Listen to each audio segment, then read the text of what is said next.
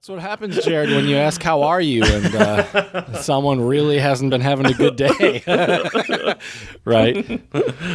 Oh, man. I remember having to explain that to some of the students we took abroad a few years back, that when you ask a German, wie geht's dir? This is not a hi, how are you, like it is in the U.S. Why do these rude Americans ask me how I'm doing and then they walk away? Or it's like, how are you? And it's like, you don't know me. Like, who cares? Right? Yeah. Why are you asking me this? Yeah, who knows? Mind your own business. That's right. Your business. All right. Well, buddy, I'm recording, so you can get those tunes ready whenever you are You know, ready. you're very afraid of wasting tape, almost like this is the 1960s. That's right, dude. This tape is expensive. These gigabytes on our free You're Google like, listen, account, I've been Jared. recording. We had 2 minutes of tape already. That's $5,000. Well, Jared, we are talking about sustainable tourism, and if we're wasting all this electricity here, wasting all not very sustainable. Wasting all these precious megabytes, precious tapes, Jared. We're trying to record our podcast old school style with tapes. All right, to get the best audio quality. Fine, let's hurry up and speed through this episode. This episode ends up being like 10 minutes for sustainability purposes. And watch, we get like more listens on a 10-minute episode than we've gotten for all of our other episodes. Right. Let's get to the point. Right. Came here for sustainable tourism, and they're talking about beards and beanies and hipsters. What's going on here?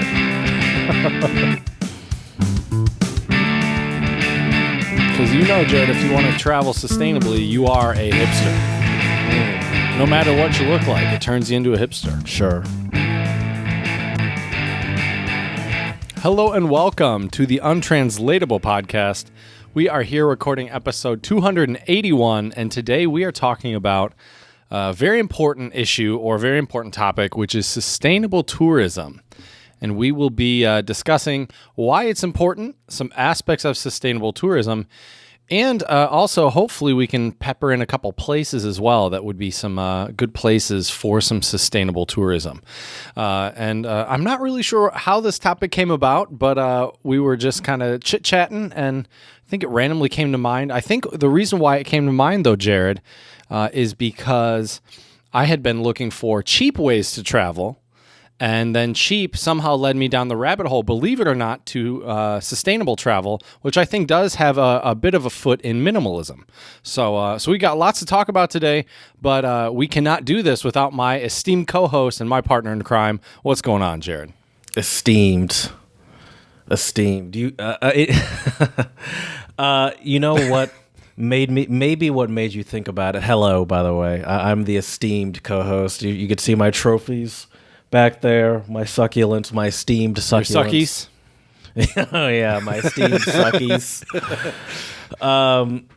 Maybe what made you think about it was what I would consider maybe the opposite of sustainable travel would be the Boeing 777 777 that had to be grounded after an engine failure. Did you hear about that?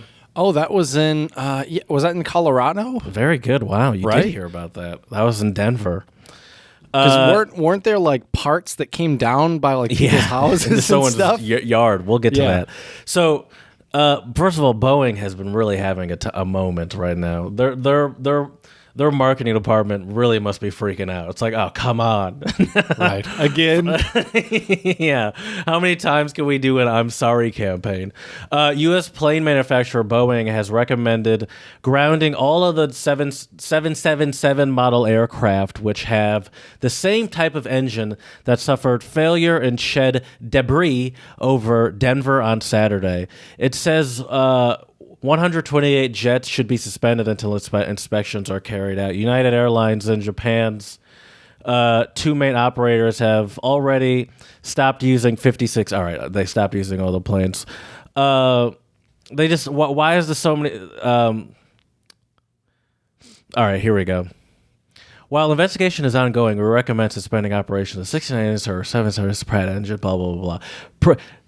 Pratt and Whitney said it had dispatched a team to work with investigators. According to federal...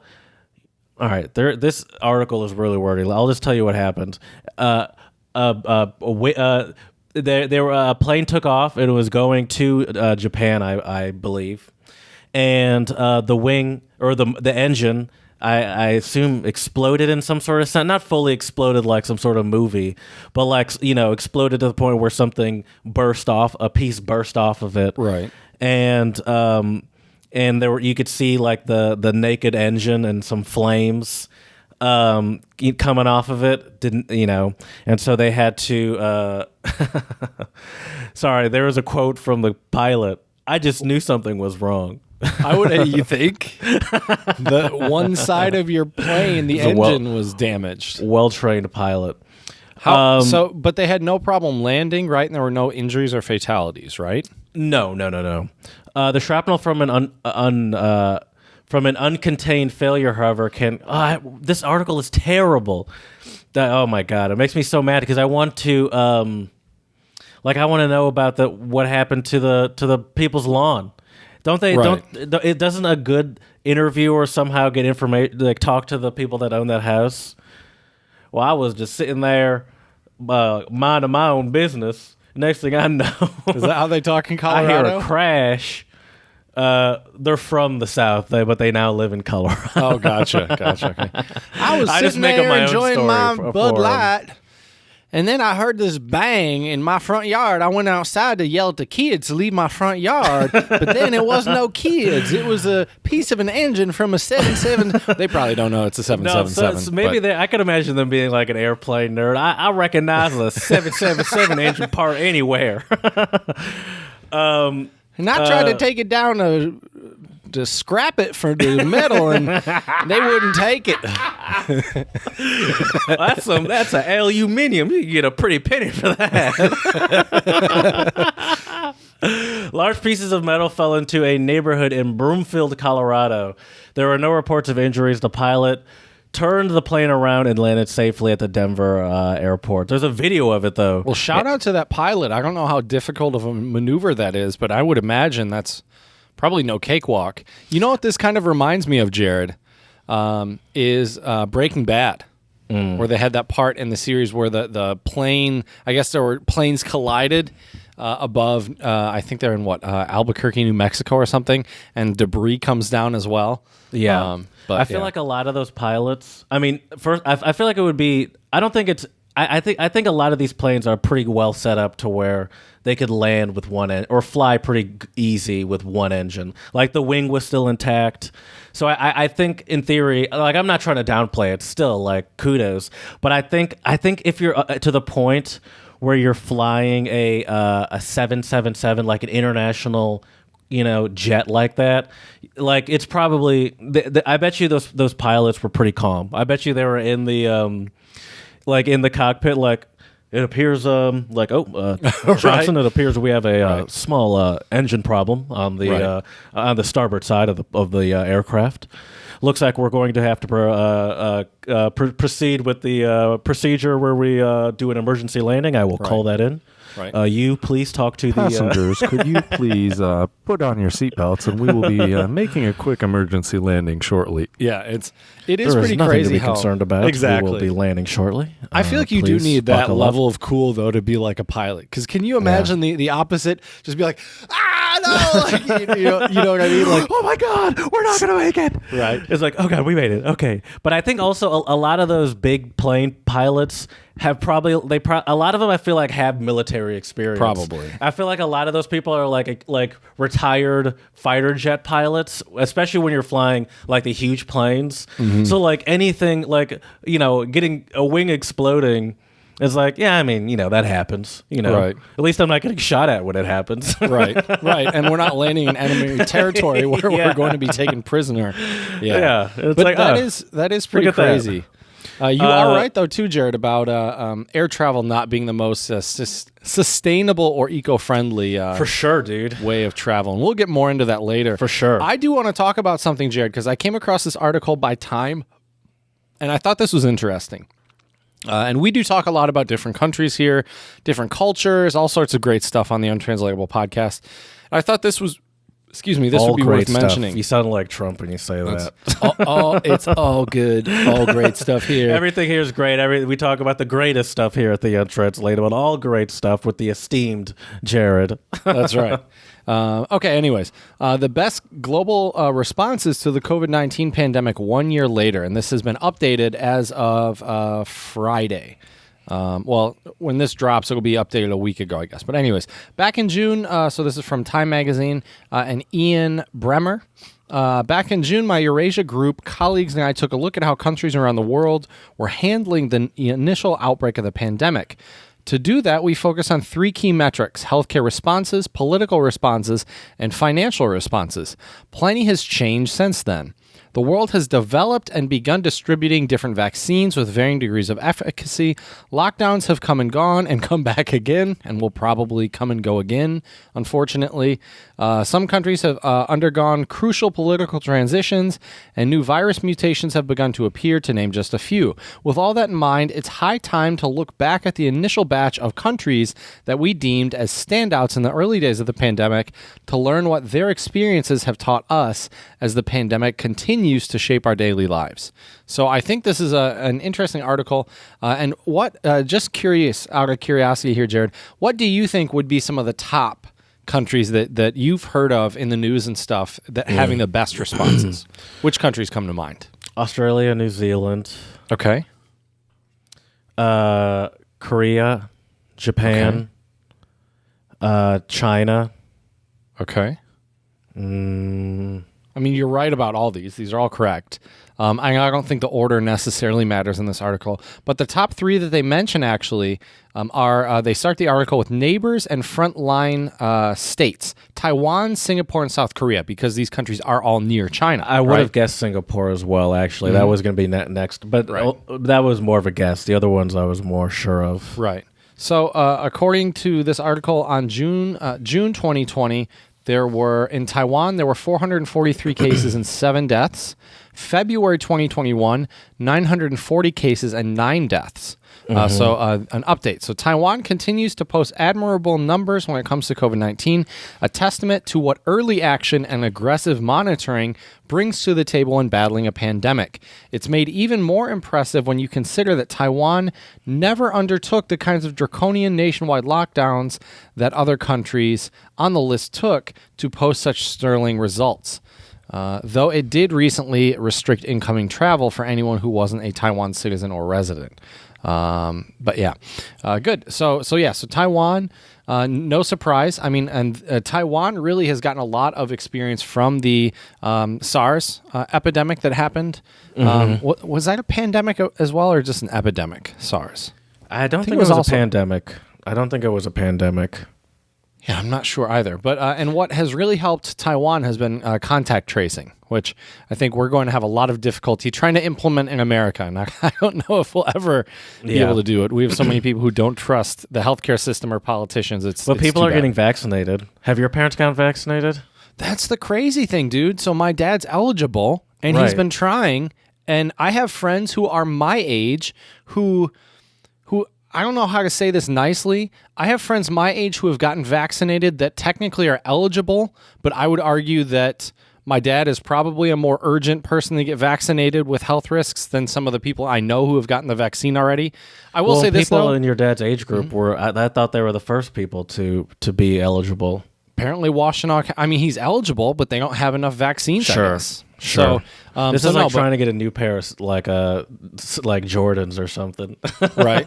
You gotta go or like a PS5, right? Well, granted, I do know some people, they've been like looking far and wide for vaccines, and like there's different programs you can enroll yourself for. And I mean, I'll be honest, my dad hasn't done that, which maybe if he did, maybe he would be vaccinated by now. But still, I mean, the fact that he's in his 70s, and he's definitely in that age group where I would think that you would think, he would be vaccinated. My uncle, who's in Alaska, who's of a similar age, has had both doses now, and he's doing good. I have some other relatives in other places that have gotten it, but somehow, apparently, Washtenaw County, they're short or something. I don't know. Yeah, I don't think my grandparents have gotten it either. I mean, I haven't been told that they have or haven't, but I feel like I would have been told if they have gotten it. I don't know.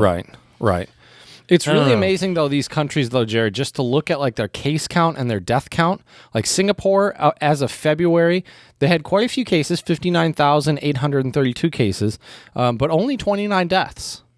In the whole country? Yep. Mm-hmm. Oh my gosh. Yep, all of Singapore. Well, that's wow. I can't even comprehend that. Aren't we in the hundreds of thousands Yeah. We've had 500,000 people die in the U.S. in the U.S. Yeah, alone? 500,000. Yeah, haven't we? That's pretty what sure. I thought. But that's pretty what sure. I thought. But when you hear it in comparison to Singapore, which is not a small country, Right. Well, so here's my question, and I'm not saying this to try to mislead anyone because this is a question. This is not a statement or a fact. I also wonder how does each country calculate the death tolls, and like for example, say I'm someone that has underlying health conditions, and I die and I test positive for COVID when they do the autopsy. Then does that mean I quote unquote died of COVID? Like I don't know what are the metrics? How do they measure this stuff? yeah, I don't know. How I often don't do you either. think that's happening though? Like, what do you? I don't know. I don't think that would Right. that sort of specific situation would skew the numbers that drastically. Right. But didn't Elon Musk say something kind of along those lines when he was on the Joe Rogan podcast a while back? I thought he did. I don't know. But- I don't but take either- that. I don't take that as news Well, personally. right. Well, I'm not either. I'm just saying that, anyways. Have you seen? You're not on Twitter, by the way. Right. I feel like if you followed Elon Musk on Twitter, you might not take what he says as seriously because he just talks shit all the time. Right. That's true. That is true. But anyways, it's really great to see a lot of these countries having such success. I wish we could say the same about the U.S., but I do think there's a lot that we can learn from these countries. I am curious to see, though, as the vaccines continue to be distributed, how things will be. And yeah. So anyways, I just thought that would be kind of interesting to talk about for a second. Some of the best global responses to the pandemic, and obviously the U.S. unfortunately is not on that list. Yeah, but hey, we know. yeah, not of much surprise. Anyways, Jared, I don't have any shout-outs for today. Do you have any shout-outs? No, but according to my clock, it's time for some untranslatables anyway. So Well, perfect timing. Perfect. Great. Well, we'll get started with some untranslatables, which are idioms, proverbs, sayings, axioms that don't always translate on a one-to-one basis into English. And I'll get us started today, Jared, with an Italian untranslatable. Rompere le scatole. Which means, I love the way Italian does. I'm sure I didn't pronounce that right. But anyways, it's fun to say. Rolls off the tongue. Rompere le scatole means to break the boxes. To break the boxes. Mm-hmm. Is that like to go out of your comfort zone? No, not quite. Jared, why are you breaking my boxes? That's like as we would say in the U.S., maybe to bust someone's balls, to shit on someone, okay. What do those terms mean in layman's terms, Jared? Before you give yourself that hand. That is layman's terms to me, to shit on someone. Well, okay, but if a non-native I guess literally English speaker, not literally, I guess.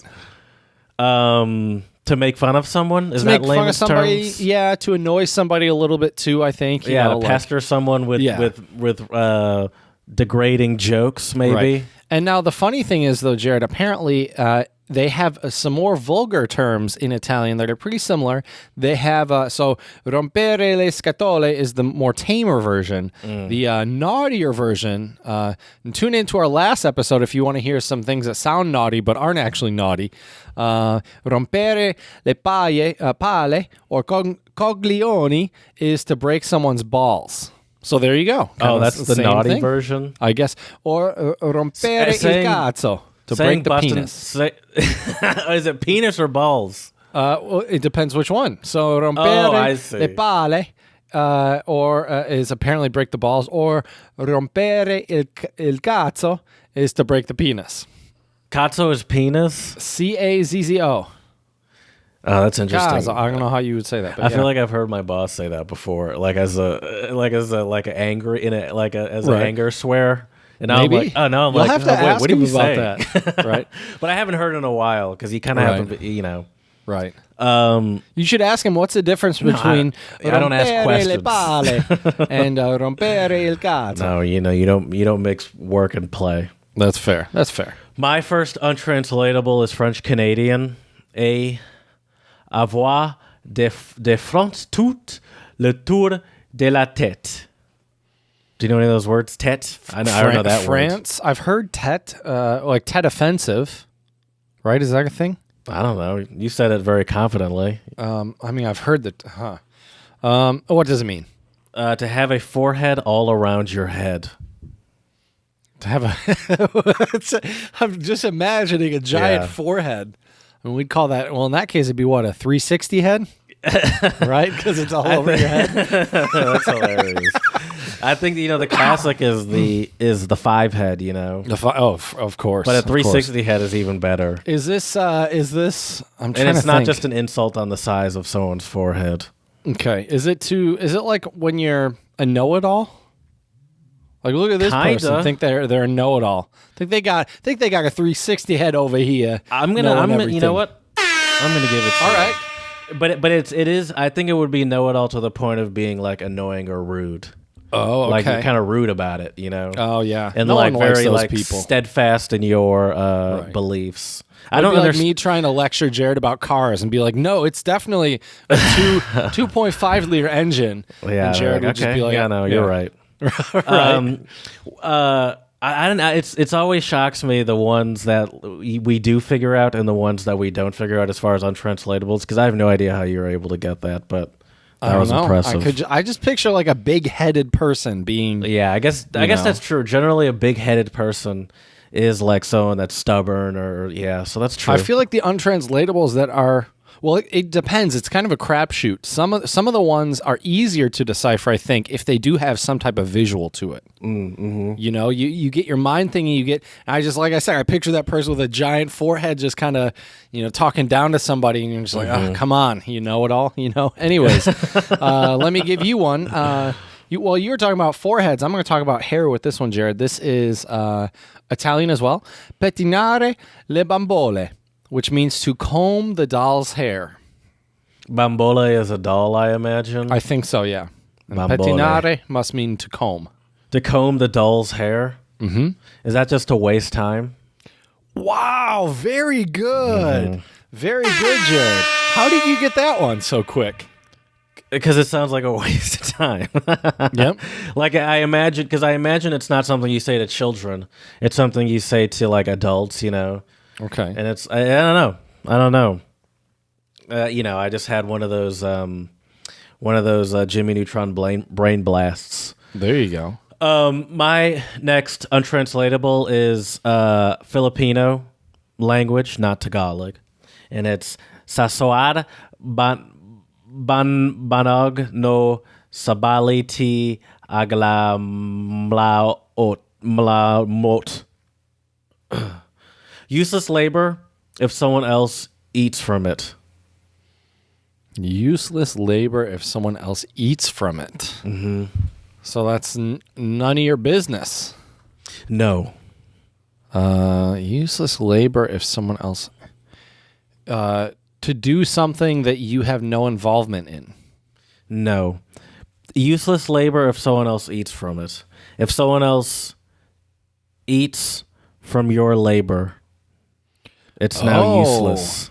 Oh, when someone takes credit for something that's not theirs. Mm-hmm. Mm-hmm. Do we have a term for that in English? Like a nice, clean word for that? Somebody who takes credit for someone else's work? I guess a cheater? I don't know. An asshole. Right. Is that the clean word? No, I don't know. Yeah, I'm not sure either. We should have one. All right. Let me ask you this, Jared. I'm going to give you an option here. Do you want my final untranslatable to be have to do with hens or have to do with a face? A face. A face. All righty. Avare la faccia. It's Italian. If you could tell, avare la faccia come il culo. Okay, well, I know that word. Yeah.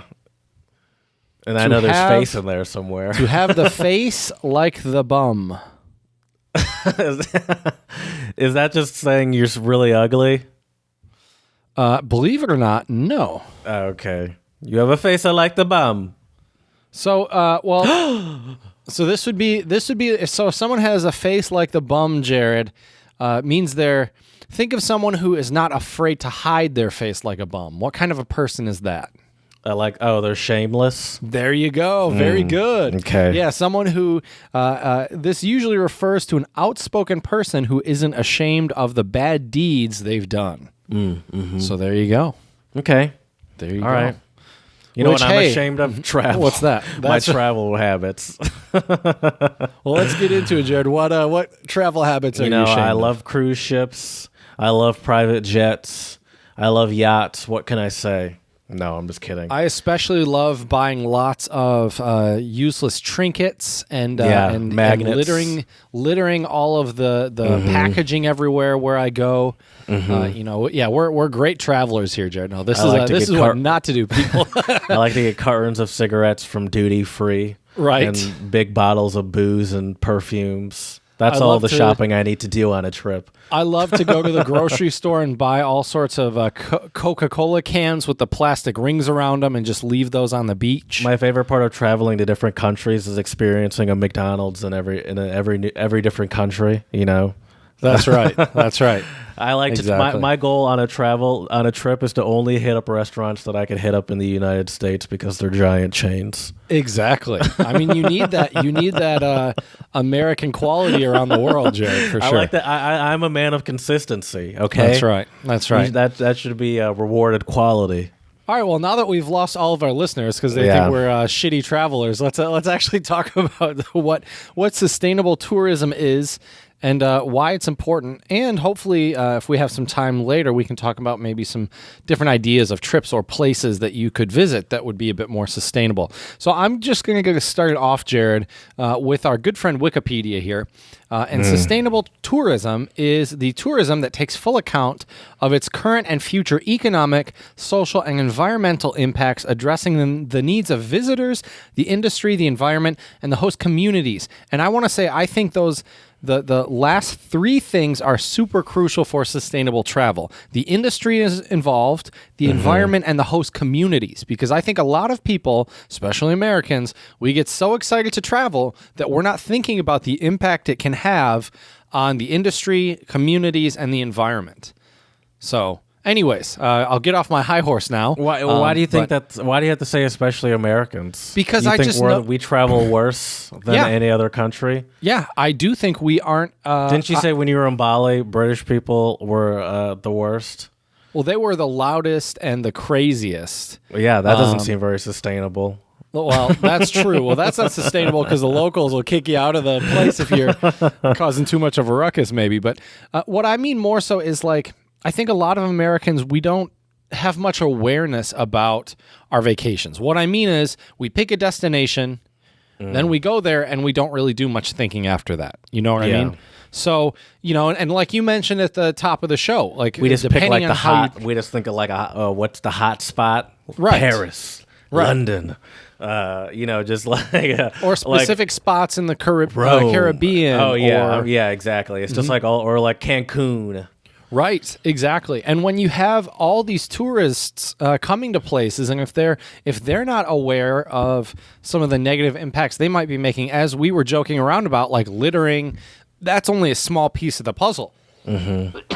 But you have plenty of other issues too with when you have especially overcrowded tourist areas. And I think if the pandemic has taught us anything, it's that we need to really think about. I think when we are traveling and how we travel, with whom we travel, all that good stuff.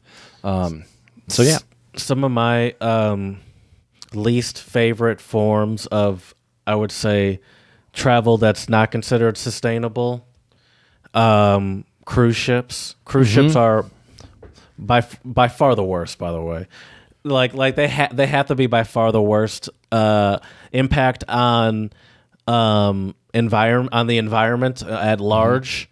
Impact on. I mean, you get no culture. Like you stop in these different locations for like 2-3 hours. Yeah, like a couple an afternoon, hours if you're basically. lucky at night, maybe. Right. Then you Usually hop not back even on. at night. Yeah, probably not.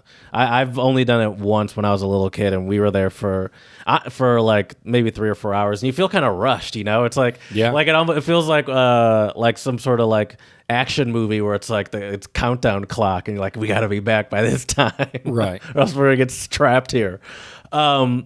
and it's just like it really only benefits like these corporations. Like there's no benefit to any sort of culture in any way. Well, and even if you do anything, on whatever islands you visit or city or wherever, even then you have to be careful too, because if you do stuff that is like affiliated with the cruise ship organization, once again, that money's probably going to that corporation and not the locals as much. They might get a small cut. But I just remember I've been on 2 cruises before when I was younger, and we did one cruise we landed in Ocho Rios, which is in Jamaica, and we had a friend who had gone before, and they actually had a contact of this tour guide, so it wasn't affiliated with the cruise ship at all, and we went with that tour guide. It was really cool. I mean, he drove us all over the place, showed us some great spots, some really interesting stuff. We saw some beautiful waterfalls, some really interesting ganja fields. When you go to Jamaica. Cool. Yeah, I was like 12 or 13 at the time, so I didn't really understand it. I was always kind of thrown off. I don't really know the answer, but I always thought like weed was, obviously a big part of the culture there, but also very illegal. Well, technically it is illegal over there. Okay. But it grows naturally, I'm pretty sure. Oh, okay. Okay. He wasn't showing you. So you said fields, not like farms. It wasn't like someone's operation. Yeah, it was funny. We were driving along the road, and the guy had this really cool Jamaican accent, and he says, "I'm not going to do his accent," but he stops and pulls over. Okay, okay, I'm not going to do it. He pulls us over, and he says, "If you look over here, you'll see." I think he said something like free flowing ganja is like what he said. I think. And we looked over, and I was 12, I think 11 or 12 at the time, and I didn't know what ganja meant at the time. Right. And so I asked my parents. I think I asked my dad, and he's like, "Oh yeah, that's marijuana." And I'm like, "That just grows like that here?" And he was like, "Yep." so yeah, it's free flowing. That's right. But the thing about cruises as well is it's kind of weird too. Like when you step off the cruise ship to some of these places and you see some of the poverty that these people go through, and it's kind of a weird. It's a weird thing because, here you are in La La Land on vacation, right? Completely and you're just, oblivious, walking around, and it's almost like you go to like a zoo for a couple hours.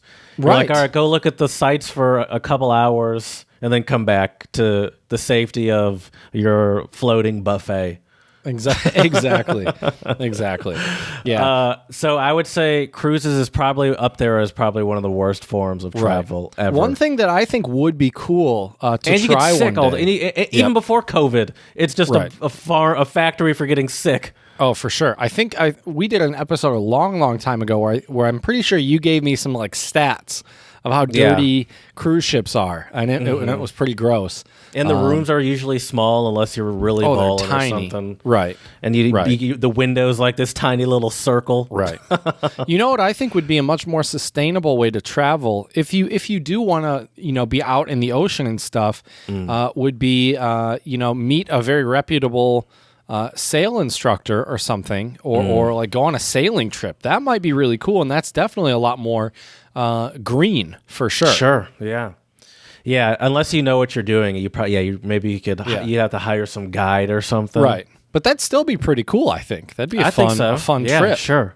That would be sweet. I actually have a buddy of mine, his dad moved down to the Florida Keys, and now he works on sailboats and sails and stuff. Like that's what he does. Does he live on a boat, like in a harbor? I don't think he lives. I don't know. I'll have to ask him. I'm curious. Living on a boat really seems overrated.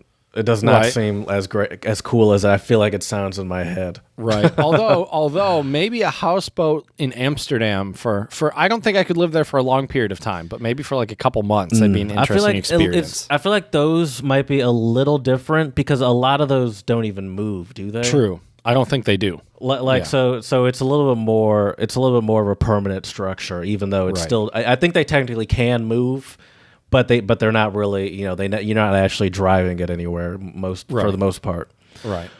Okay. I have another top terrible forms of sustainable travel. Let's hear it. Anti-sustainable travel. Another one. These are just coming to my head. To be honest with you, there's no list.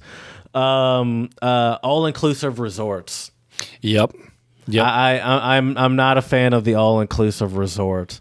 It's weird, and it's actually a little conflicting because they in theory they seem great, and I have been to a couple in like Florida and stuff like that, and it's cool. Right. But something about the ones like especially the ones in these tropical getaway locations, whether they be like cruise ship locations essentially, Right. like these Caribbean islands or like Mexico.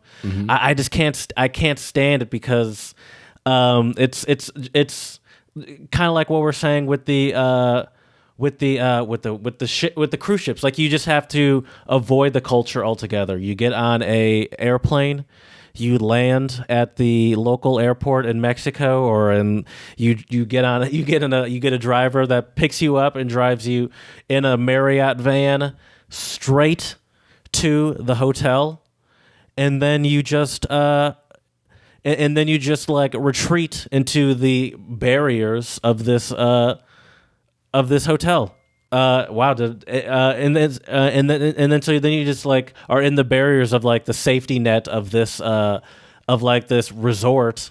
And then it's like, yeah, you can leave, but be careful, or like it seems like there's a lot of times they sort of try to get you not to leave, but how do I say it? Not try to get you not to leave, but a lot of warnings and. Well, it's still also very controlled if you do leave. Right. You there's a guy that drives you in a passenger van or something to wherever you need to go, and is back there in an hour. Get back in the Marriott van, and we'll take you to the downtown area. Right. Kind of like a cruise ship. We'll take you there for an hour. Right.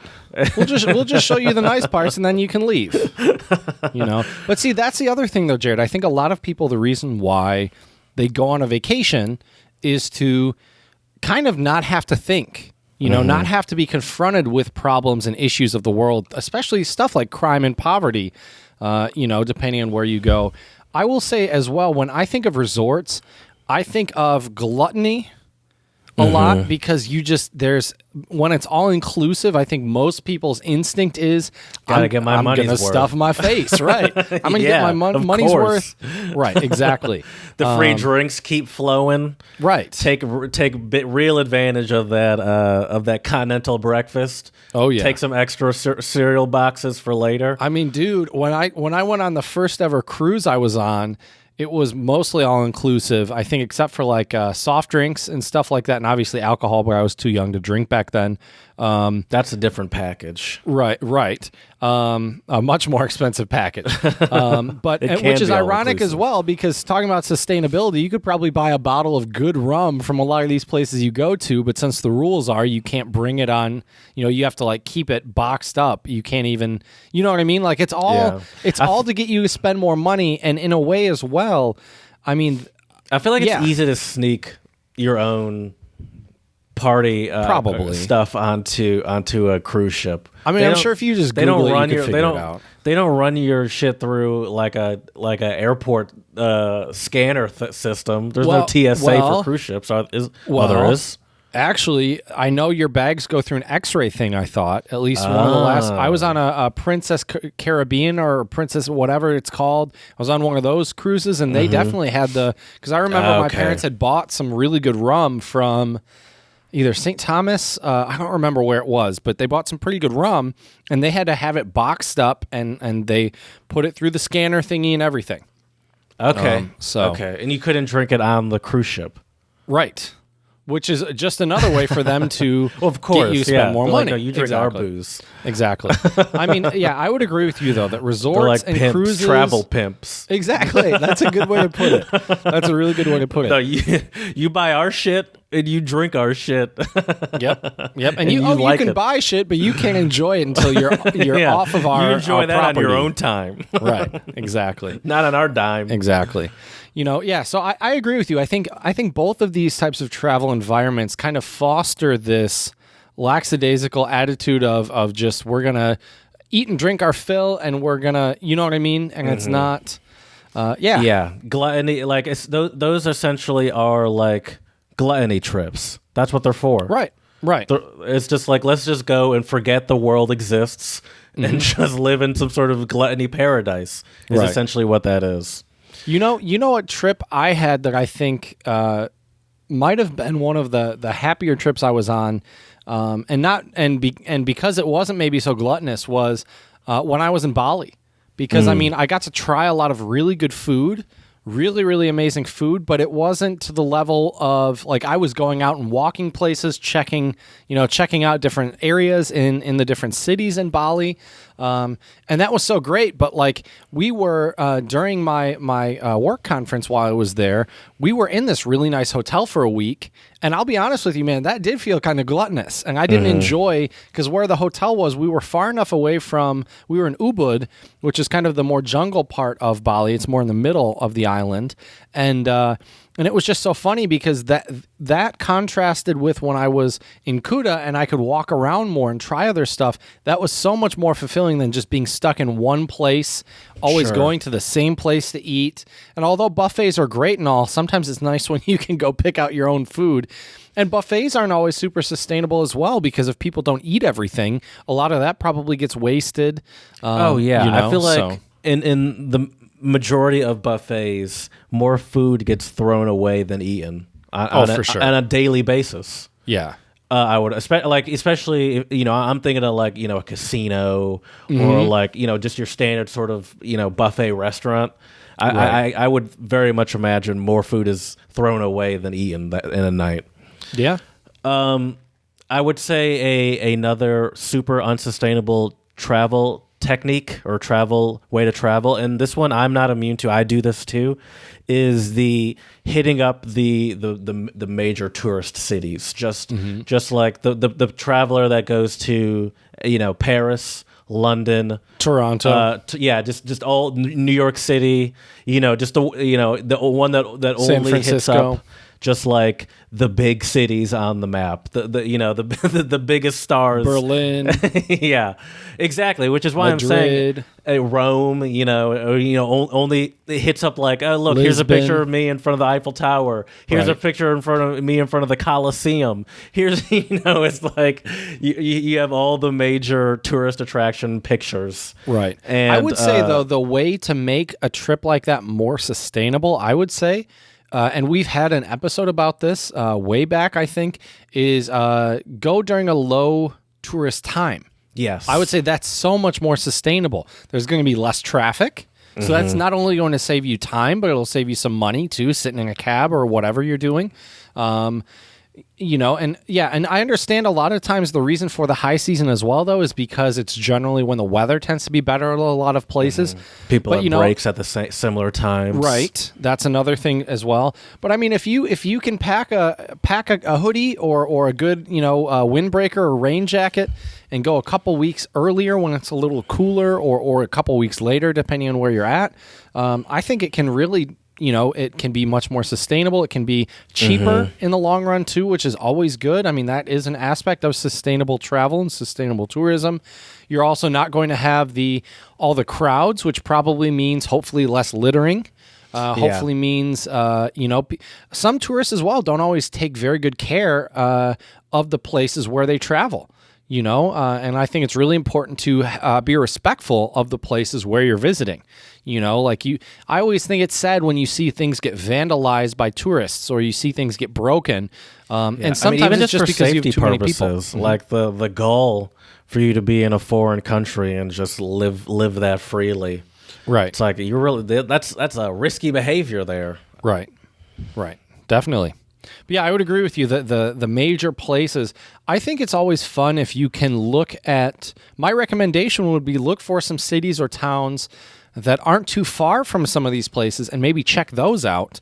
And then if you're not too far from some of these places, you could make a day trip and go see some cool stuff. I would say that might be more sustainable. And if you're going somewhere for a cultural experience, I mean, not that you can't experience plenty of culture in Paris or Rome or Berlin, because you can, but it's also very different than if you were to experience the culture of a smaller city or even a small town. Some of my favorite trips have been going to small towns in the Czech Republic, in Germany. I'd like to see more small towns in Austria as well, just because it's a whole different culture. For sure. Yeah, and there you can support the locals as well a bit better. Which, like in Paris, like you were joking around about always going to a McDonald's, or I'm gonna go shop at Nike in Berlin or in Paris. Whereas, it might be better to maybe support some smaller local businesses. Okay, I have some travel sustainability, as you love this. Tips, Chad's favorite. I do love tips. Do you want to talk about some tips? Yeah, for sure. Stay close to home, which you're kind of working on a little bit. The best way to stay close to home is we really keep going back and forth on this, because you mentioned a couple episodes ago, or I guess I mentioned that you had stopped looking, but now the van. The van, you couldn't help it. You want the damn van. The itch, man. It was the itch. It was the itch. It was also I've been looking now for over a month at different vans, I realized. And the other thing I realized is the van I came across, and thankfully thankfully Jared doesn't charge me by the hour. He charges or me by the text. Exactly. And so I try to get all my info in one text when possible. But anyways, we had a good talk about the van, and some of it is I want to do some traveling, and I haven't been able to travel for about a year. Really, I haven't gone anywhere. The only place I went after I came back from Bali, I visited my sister and my niece and my brother-in-law in Ohio. And as far as sustainability goes, I feel like there are a lot of people that would argue that buying a used gasoline vehicle, especially an efficient one, is more sustainable than buying like a brand new electric vehicle or something like that. If you're just continuing to use a product that's already in use in its life cycle of use, rather than contributing to more new products being built. Well, the other nice thing too is, the van that I'm purchasing. Well, by the time this episode drops, I'll have the van. Unless really? Unless something goes wrong. All right. Well, there. Wow. Unless something goes wrong and somehow my bank won't give me the cashier's check, but I have the cash that's a bigger for it. problem if your bank doesn't give you the money. That's true. We gotta call some people. They're going to be like, you want to buy a van so you can travel out of it? We think you're crazy. We're going to keep this money. I don't in think your you know account. how the bank works. No, I'm just teasing. I know that's not how that works. Anyways, but for me as well, I'm not going to lie. Gas mileage on the van was something that I considered as well. One, because of the environment, but also I'd be lying if I didn't mention it. Also, will save me some money. Yeah. But we talk about sustainability, and the ecosystem is important, and the finances are also a thing to keep in mind. But I think. That's a great way to stay close to home. Is I think, but what they're saying is first of all, explore locally. There's a lot of stuff in your area that you haven't experienced, and there's a lot of ways to travel without having to get on an airplane. Well, and the other thing I would say about traveling close to home, if you live in a country where it's legal and safe to camp, for example, you could do some really good camping and traveling. There are countries where it's illegal to camp? Well, I'm sure there's certain places where it's probably not allowed. Sure. Oh, yeah, there's certain places. Okay, you said countries where it's illegal to camp. Well, maybe not countries, but cities or something. But you catch my drift. My whole point here is, Jared, is make sure you look at what the laws are for camping and everything else. But camping can be a great way, where you just get away for a couple days, experience some nature, decompress a little bit, get away from the screens, which I think nowadays can definitely be an issue, especially if you're working from home. I think that's a great tip, though, Jared. And also, too, I would add staying close to home. If you live in a country where they have good rail transportation, look into going somewhere that's like a quick train ride away is also a great option, and that's generally pretty green. A lot of the trains nowadays are electric, or they're not. They don't take up as much energy as like a giant plane or a cruise ship, especially. Yeah, they're certainly more sustainable than an airplane or a cruise ship. But I don't, just because they're electric, electricity does come from, still comes from like burning of stuff or something. Right. Anyway, when you choose your destination, there are some eco-friendly booking sites. Have you heard of that? I have not. Give me some. Okay. Have you ever heard of bookdifferent.com? I have not. They can calculate. Check it out just for me. Just I've seen this, but I never actually looked at the website. They can calculate your carbon footprint per night based on your selection and include eco-friendly ratings. Choose accommodation that injects money back into your local economy. Interesting. Okay. So here, let me just try this, Jared. So I'm hoping in a couple weeks once I have my van and I start getting it good to go, I'm going to do a little test run, and I'm hoping to travel to Traverse City. Okay. So let's see here. So Traverse City. Traverse City. Okay. Apparently Traverse City, USA. When this would be probably March, sometime in March. We'll just say the 19th of March, and we'll just do a weekend trip. Okay, let me see here. I'm just curious to see what it is going to say. Look at this. All hotels in Traverse City. Speaking of resorts. Interesting. This is cool. So it has the price. I don't know why the price is in euros. Maybe I need to change that in the settings somewhere. I followed along with your... let's see here. Wow. Okay, I need to figure out what some of the signage means, you know? Right. And also, so here, like I'm looking at one of them, the Traverse Bay Inn, 113 euros and 69 cents, and 11.0 kgs of CO2. Once again, how much is that? How much should I be looking for? You know what I mean? Yeah, that's what I'm saying. It's like, okay. But it looks like, I will tell you this. I see some of the bed and breakfast places. They're super expensive, which is kind of crazy, like $400 a night, and that's euros. Right. But here it looks like the carbon footprint is a little bit less, interestingly. Okay. Which makes sense. It's probably a smaller building. Uses less energy and all that. This is a cool website, though. We're going to have to explore this a little bit more. Bookdifferent.com. Interesting. Okay, that's why, Jared. So it's in English UK. Weird, though. But you can only change it from English UK to the Netherlands. It's probably, maybe it's a European site. So, by most accounts, by the way, trains as a form of travel emit the lowest levels of greenhouse gases and other harmful pollutants, whether they are electric or diesel powered. Right. They also offer an opportunity for slow travel. Take in the landscape, read a book, and arrive at your destination refreshed and ready to explore. I will say this, Jared, about train travel. I do think a lot of the trips that I took while I was in China were, other than probably all the traffic and taxis trying to get, after I left the train station, other than all the taxis, I will say I think a lot of the travel I did in China was pretty sustainable. I took an electric train. It was pretty quick. It was but you didn't choose. You didn't I have the choice between the diesel powered train or the electric train. I'm going to choose the electric. Right, they're train. all electric. I think. Well, I don't know if the slow movers over there. I never took one of the slow movers. Yeah, I think it's easy to live pretty sustainable if you don't have a car. Yeah, or if you're not flying. Right. Yeah, or if you do have a vehicle, at least your vehicle has decent gas mileage. Also depends, like one sustainable tip I would give anyone who is planning on doing road trips, kind of pick a location and look around that location. What I mean is, you could do a long road trip, as in, we're coming from Michigan, so we'll just use that as an example. Go from Michigan all the way maybe to, go out west if you wanted to go to Yellowstone, for example. That's a long road trip. You're putting in a lot of miles. That's a lot of gas. Well, instead what you could do is you could take a look at any national parks that are a little bit closer to where you're at and just spend a week exploring that area. So I think that's another sustainability tip. Kind of pick a region or a place and explore that region instead of going a super far distance to check something out and then have to drive that super far distance back. I feel you. Yeah. Sure. I'm with you.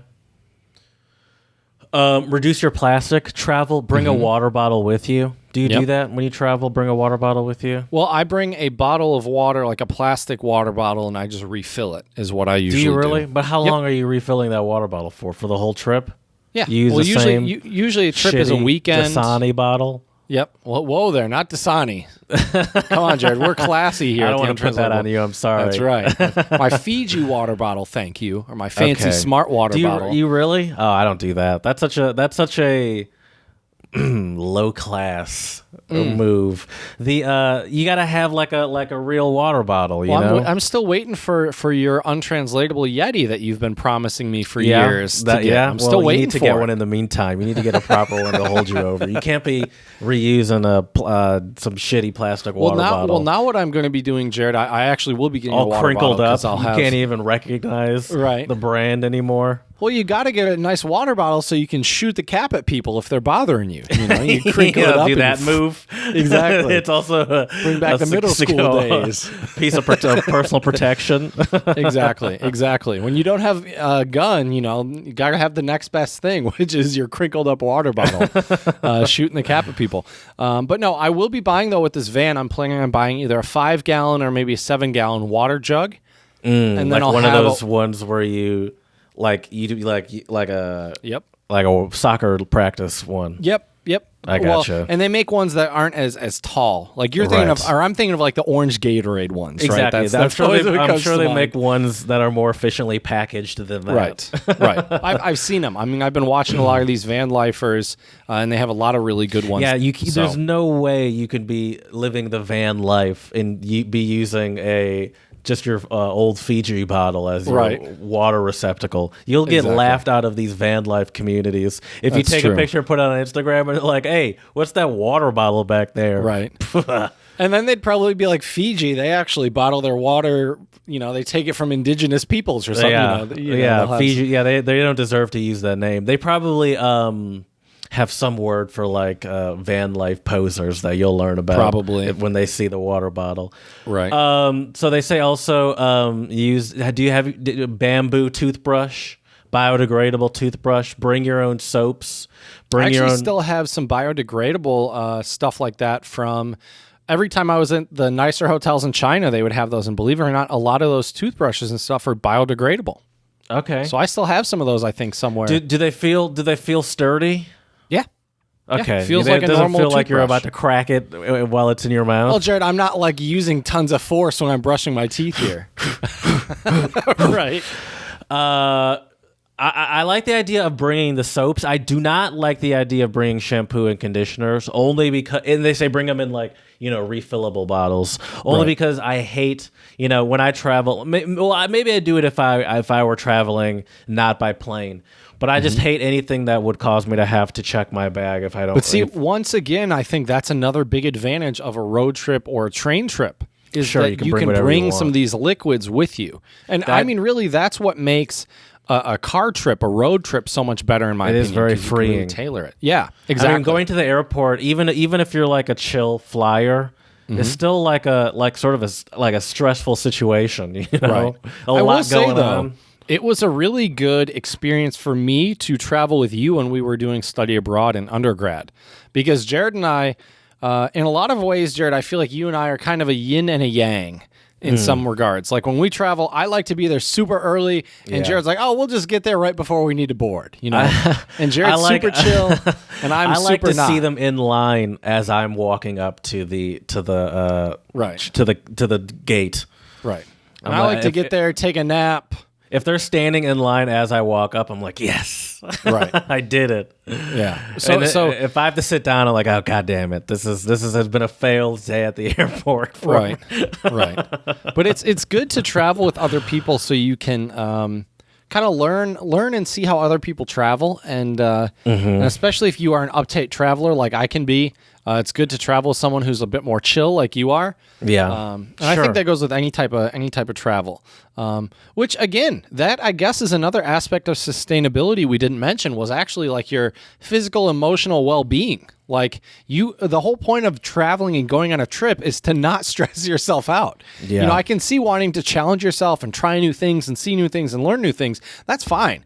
But if your trip makes you more stressed than when you left, maybe it wasn't a good vacation. I can't tell you the number of trips I've come back from more exhausted than when I left. Like it was like, yeah, but see, that depends on why you're exhausted. Are you exhausted because, like, when you and I both, when we did our Euro trip, I was exhausted afterwards too. That's true. It's never been exhaustion from stress, but it's always just been exhaustion because it's like I overexert myself and try to do too much. True. Because I'm trying to that's fit the too sign much of a fun good in. trip, too. Yeah, it's me Yeah. trying to fit too much fun in. It's not like I'm like freaking out or overstressed or anything. Exactly. It's but trying to still, find that balance. I don't think that's a great way to travel either. It's It's not sustainable to do that all the time. Like, can you imagine if every year you had a vacation like our vacation that we had? I mean, you would be exhausted after 3 years or something. You'd be like, I can't do these trips anymore. I mean, I was kind of when I feel like I do kind of have like a trip every year that just exhausts the shit out of me. I had the Tanzania trip, that was like 2018, I think. Okay. That exhausted the shit out of me when I got back. I used to do trips to like Colorado with Don when Brad lived there. Those always exhausted me. I feel like that is my usual way to go, and it is like exhaustion of fun, but still, it is like all right. I'm going to work the next day, more exhausted than when I left. Right. I would always recommend, if possible, to give yourself a buffer day or two. Yeah, I do that before. now. Yeah, before you come back from work, because that can be really rough. Another big one: buy local. So I don't go. I try my hardest, and we made a point of this when we studied abroad in Austria, not to go to the chains like McDonald's and shit. I'm pretty sure when we were in Austria, I didn't go to McDonald's or eat McDonald's for like the first 3 months, which is pretty good for most Americans. I feel like the first time I went to McDonald's during that trip was not in Austria. I don't know if I maybe went to McDonald's once in Austria. Not by my choice, by the way. But Right. I went to McDonald's before that in France. While I was in Austria, I went to France for that thing, and it was because the my American classmates wanted it. Yep. And I'm like, we're in freaking it's like I'm the one studying abroad, and even I'm like, we're in Paris right now. We're going to McDonald's, Right? and I'm like, this is already a luxury that I can come, and I'm like, come on. But yeah, so I like the idea in general of shopping local, like even in here. Just Not only I'm not shopping great local, at it, but I like it. Right. Not only shopping local, but if you travel somewhere where you can eat out safely at restaurants, I think there's also something great about eating at local places. You get to meet some of the people. I remember when I was in Bali, I got some really great tips from some locals about like places to go and things to do. You get to try the local cuisine, which is always fun. And yeah, it's always, I think there are so many advantages to doing that than going to a chain. You might pay more. Yeah, I will say this though, Jared. I hate to admit this, but when I was living in China, every time I was at the train station, usually it was in the mornings, and I would usually get McDonald's breakfast when I was at the train station. But that was also when, Shame. right? Well, that was my quote unquote excuse is that it was like the little piece of home I would have when That's I was fair. there. I'll allow it. And it wasn't every week. It was probably every other week, but still. I have another form of travel that's not sustainable. I forgot about this one, but What's that? came back to my mind now. Airbnb. Why would that be? From what I hear, in a lot of cities, Airbnb is sort of a burden on the local housing industry? scene for locals. And it like I remember when I was in Toronto, the locals really were not a fan of Airbnb because they already have like a housing issue in the sense that there's not enough houses on the market for people that live there. And in the number of places that are are only inhabited for people visiting is rising, especially Right. for like richer people that can afford to have a place that they don't live in, or have a duplex home and they can rent out half of it. And I don't think Toronto's the only one. That's just the last Airbnb that I remember hearing people talk about that. But I've heard that before, that it's not great for a lot of local real estate markets Makes or whatever. sense. Well, and also too with Airbnb, I mean, you might be helping out one local person, maybe whoever owns that property. If they're actually a local, they might not be. Right. Um, And even to have the the money to own a place that you can not live in. Right. Especially in a city, in these big cities like Toronto or something like that, already sort of puts you in a tax bracket above the average person. You know what I think might be the most, like the greenest type of travel would be, and I've seen a couple people on YouTube do this, either doing a bike trip with a tent or doing like a motorcycle trip with a tent. I think both of those, obviously the bicycle trip is going to take you a very long time to get where you're going, but people have done it. Remember Mike Posner did the walk across the U.S.? Yeah, that's pretty crazy. Although he had to stop it because he got bit by a rattlesnake. Right. Well, and didn't he have an RV he was living in or something too that followed him or something? I don't think did he camp outside everywhere? I don't think he did. No, I don't did think he? so. But he did walk the whole thing, Right. I believe. Right. But yeah, no, Which he is wasn't just by crazy. himself completely. Just on. Right. But I mean, still impressive. But yeah, I mean, sure. The motorcycle one kind of, I don't know. That sounds like fun. I just don't like motorcycles. They kind of scare me, especially Gotta live on the wild side, especially Jared. if you're going. Yeah, that's hilarious coming from you. Especially if you're like on a freeway or something like that. The bike one, that sounds like hard. That sounds Well, like I wouldn't hard work. recommend that in the U.S. I think you could do something like that probably better. Like I've heard of people doing that like during the summer in Europe. I had a couple How friends would in it the be Czech easier Republic. in Europe? that did Why? that. Just because They have better bike paths and it's better connected. Also, see. the area is smaller. I mean, like if you were to do a bike trip across the Czech Republic, I mean, it'd take you some time, but it's that's way different than trying to do a bike trip like somewhere in the U.S. So I think that has something to do with it. I think it's bike friendlier over there than over here. Like when we see bikers on the road, I think most Americans' knee-jerk reaction is like, move over, or get off the road. I think it's also probably easier to get like great distances and still have like a nice path that's not like, I feel like to get a lot of places in the U.S., like you like if you're like biking right next to the interstate system or something like that. Yep. Like I feel like in order to get like there's not a lot of areas outside of ways outside of like somehow following the interstate system to do it. So yeah, I'm all right. I think you have a point. Mm-hmm. So here, Jared, I did mention I wanted to talk about some destinations, some sustainable destinations. Okay. Well, first, Jared, I want to ask you, are there any places that you can think of that come to your mind? Any places that come to my mind? I imagine there's a lot of sustainable travel in like the Scandinavia. Like I could see like a lot of maybe some sort of tiny home-based living.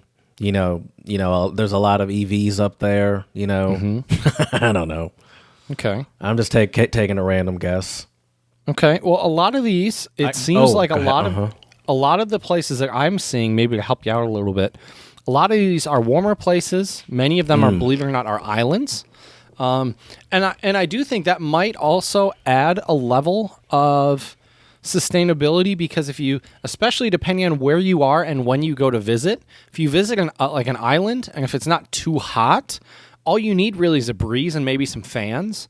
So it's not like, trying to heat up a place with like gas or coal if you go somewhere colder, So anyways, here I have, let me find my Theoretically, you could, live with less stuff. Right. You can have I've even seen some minimalists in Florida who have built like tiny houses out of like shipping containers, and they've had everything more or less be compostable, like pretty much completely green. Like they're not burning any fuel or gas really to survive, which is really fascinating. But I think it would be much harder to do that in a colder climate, especially a place like Michigan. I'm not really sure how it's possible. All right, so here we go. So these are some. So this is according to tripworld.co. And this is 5 unique sustainable tourism destinations this decade. And a couple of these places are really interesting, Jared, and they definitely would not have been on my radar. So this first one here, this is an interesting one. The Alay region in Kyrgyzstan. So I don't know if we might have some listeners out there who have never even heard of Kyrgyzstan. Kyrgyzstan is a Central Asian country. Actually, I met a teacher from Kyrgyzstan when I was a grad student at MSU. They have a special type of hat that they wear in Kyrgyzstan. I have it up in my room, actually. Super nice guy. A shout out to Alamat, who is the dude that gave me the hat and taught me a little bit about. What language do they speak in Kyrgyzstan? Do you know? Kyrgyz. Oh, Kyrgyz? It's called Kyrgyz. I see the hat. Mm-hmm.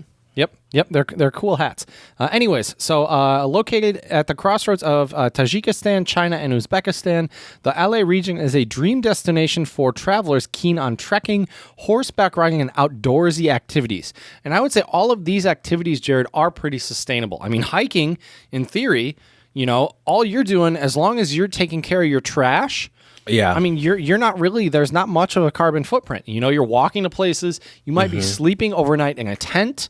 In theory, if you have any electronics, they could be solar powered, or you could have some like rechargeable batteries or some power banks that you use.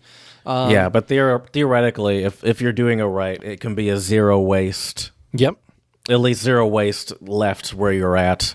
Situation. Exactly. In case you're curious as well, so another one of the reasons why the Alay region in Kyrgyzstan is such a sustainable place is because there aren't many industries providing jobs. Community-based tourism is helping locals, and we've talked about buy local this episode, right? So community-based tourism is helping locals and regional communities to benefit financially from tourism, making the region a top sustainable travel destination. Once again, though, I hope this destination in the next decade won't become overrun and then ruined because of too much tourism. Because sustainable tourism is only sustainable if it's done in, I think, small bursts. If you have hundreds of thousands of people swarming to one place, it kind of loses the sustainability aspect of it. How can you control that, though? It's like how can you make sure you're getting the perfect stream of tourism? Well, like we've said, Jared, you go if you want to try to minimize being one of those negative, non-sustainable tourists, go during the off season, for example, or pick a place that other people aren't always traveling to. Right. Okay. Okay. So yeah. So anyway, so local families. This is still talking about Alay region in Kyrgyzstan. Local families and run guest houses and yurt stays. So that'd be kind of cool. Sleep overnight in a yurt. Food is locally sourced, and guides are mostly locals from the region. Mapping new trails in the region, Visit Alay recent opened up more trekking routes to travelers to spread across the region, and guided local families who were keen to host travelers in their homes. And I think that's also a great idea for a trip. Go stay with a guide and with a family. That could be kind of fun. You just hope that your guides, are cool and you all get along. Yeah, that. I mean, I understand the sustainability aspect of that, but that also feels risky to me. I don't especially like I'm not a real social person. Right. I feel like that could really lead to a trip ruiner for me personally. Right. That's fair. But yeah, I understand the sustainability aspect of it, and there's no better way to immerse yourself in a culture than that. Right. Now, here's a place that I have been yearning to check out for quite some time, Jared, after our one of our first guests, Annabelle, spent some time there, Costa Rica. So Costa Rica is actually home to nearly 5% of global biodiversity and containing a greater concentration of biodiversity per kilometer than any other country in the world. It is no wonder that Costa Rica is often cited as a slice of paradise on our planet. One of the first countries to commit to sustainable tourism, Costa Rica's government restricts development on over 25% of its land through protected parks and wildlife reserves that are perfect for outdoor adventures like zip lining and whitewater rafting. Endangered species like the quetzal and the ocelot are also abundant. When it comes to community tourism, the Bribri women in the village of Yorkin have self-created opportunities to increase their income. Tourists can come into the community, see their craft making, observe local life, and visit their rainforest. This allows them to send their children to school and improve their family's livelihood. And guess what? Over 95% of the country's electricity comes from green energy. So that's also kind of a cool fact. Yeah. I would love to check out Costa Rica. I've heard such great things about it. It looks absolutely gorgeous. I mean, if you just Google, Jared, Costa Rica nature or Costa Rica wildlife, you will not be disappointed. I will say as well that a lot of when I think of sustainable tourism, I think of more like nature trips, hiking, that kind of thing. Not that it's not necessarily sustainable to do a trip in a city, but if you think about every time you do anything in a city, a lot of times electricity is going to be used one way or another. But then again, it would be used, I guess, if you're there or not. But yeah, I think you could be sustainable in a city, but maybe hostels, avoid. Like a Marriott or a Hilton or whatever big, big corporate hotel, and maybe, don't rent a car, take public transportation. I think there are certainly ways to be in a city and also once again, shop local. Yep. I don't think sustainable travel means you have to be in the woods with a backpack on and that's it, Right. And just using sleep on the leaves dirt. to wipe and all that stuff. Right. I will say this too, though, Jared. I think another aspect of sustainable tourism is, and I'm going to sound like a hypocrite by saying this, and I'm sure Jared will get a chuckle out of it, but I think also going to the grocery store and preparing some of your own meals. If you only eat out at restaurants, I also don't think that's very sustainable. Because, just think about all the extra energy, all the extra plates that probably have to be washed, all that stuff, food that gets tossed. You have so much more control if you go to the grocery store and you get, some stuff and prepare some of your own meals. I'd agree with you on that. Yeah, I would not see no scoffing, only agreements. Well, I think you'd scoff because I'm not the best cook. Yeah, listen, if we were traveling together, I certainly wouldn't ask you to go to the store and get us food. You'd be like, what should I get? I'll tell you right now, Jared. I don't know what to make. Well, I'll tell you right now, Jared, I'm probably going to be, once I get this van, it's going to be probably going to hone up on my sandwich making skills. If you want to get really adventurous, are you going to have some sort of stove in there? Eventually. I mean, you could even you could even like just travel with one of those like propane stoves that sort of like folds up into a suitcase. You know what I'm talking about? Yeah. And maybe you could even, get real adventurous and get some grilled cheeses in there. Maybe if you're stick some going to get a ham in there stove, or what something. you need to do with your van is you need to get some ventilation. So you need to put a fan at the top of your van. So that'll be you have later. just like one of those like little like propane stoves, you don't have to use it actually in the van. True. You That's can true. go to some sort of spot that has a picnic table and put it on a picnic table. You don't have to sit in your little cramped van with all the doors closed and windows up. But yeah. I'm thinking about also using a campfire. Campfire can be a great way to cook some stuff as well. Yeah, sure, of course. Yeah, but that campfires are fun, but like they like it's work, Right. Sure. Like I remember when I was in the middle of nowhere, Ohio, like the campfire was fun to make, but then also like sort of it took a lot of upkeep, It's like I gotta keep this thing going, especially when you're cooking with it. I gotta make sure the flame's in the right place in relation to where I place the food. Half the steak is beautiful, the other half is still pink. Raw. Right. Yeah, it's like, oh god. Yeah. So take some practice. But yeah, I would say another really important aspect of sustainable travel that you mentioned as well about the plastic is also just having stuff that you can reuse.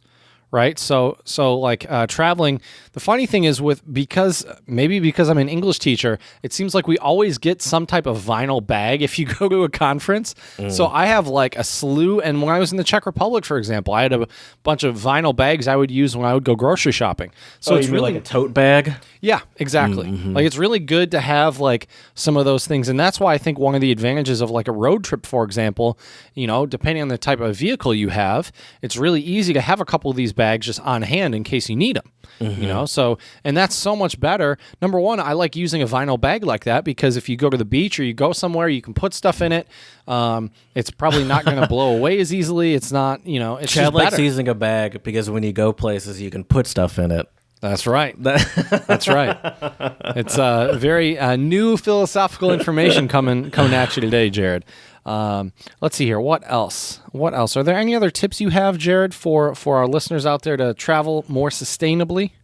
I don't have any more tips. That's all I have. Yeah, I think we've covered them. Buy local is a big one.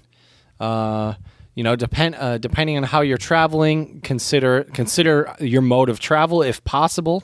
Sometimes you can't avoid taking a plane somewhere. I probably wouldn't recommend taking a boat. If you're going to Europe, that might be even less sustainable. You're probably going through a lot more stuff that way. But yeah, cook some of your own meals if possible, if you have the equipment and the skill set. So yeah. Well, awesome, Jared. I think we've covered what we need to in terms of sustainable travel. Are there any places you can think of where you would love to go and you would think of, if I go here, this would be a really sustainable trip?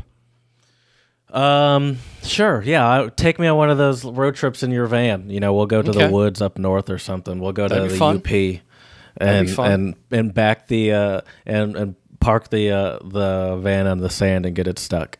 I need to find a good name for the van. That's always, you got to give it a good name.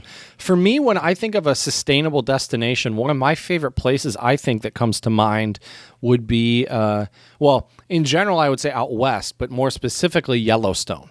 Although you do have to drive quite a bit with Yellowstone, but you could also hike it in theory. You just got to be careful, I think, because of all the wildlife and stuff. Wait, what do you mean? You could drive a lot or you could hike it? Like Yellowstone National Park is huge.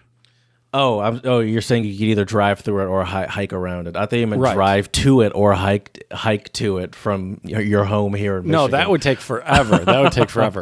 But I just think of, I guess for some reason, when I think of sustainability, I tend to think of more nature type trips. I gotcha. So yeah, but if you're not into nature, I would say, I think, one type of maybe very sustainable travel in a city, like we've mentioned, use public transportation. But I think doing stuff like maybe just walking around the city is always a good thing. You're not really, the only energy you're burning is your own 2 feet, your own energy that way. And we've always talked about maps off and just kind of walking around and exploring places, which can be so great for so many reasons. Let us know on Gmail, untranslatablepodcast@gmail.com. How you like to travel sustainably, or some places you like to go for sustainable travel. You can also find us on Twitter, Untranslatable1, the number 1, for all sorts of great stuff there. Also check us out on Instagram, Untranslatable Podcast, and on YouTube as well. No Song of the Pod this week, but we do have quite an extensive and eclectic playlist on there, so check it out if you're looking for some good tunes while you're traveling. So, as we say here at the Untranslatable Podcast, dziękujemy, muchas gracias, shisha, and do svidania.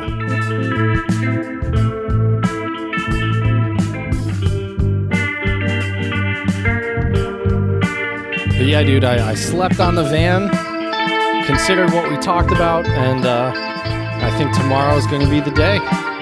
Do you know where you're going to stay in Traverse City? Not sure yet. I'm going to look up. Would you go to a campsite?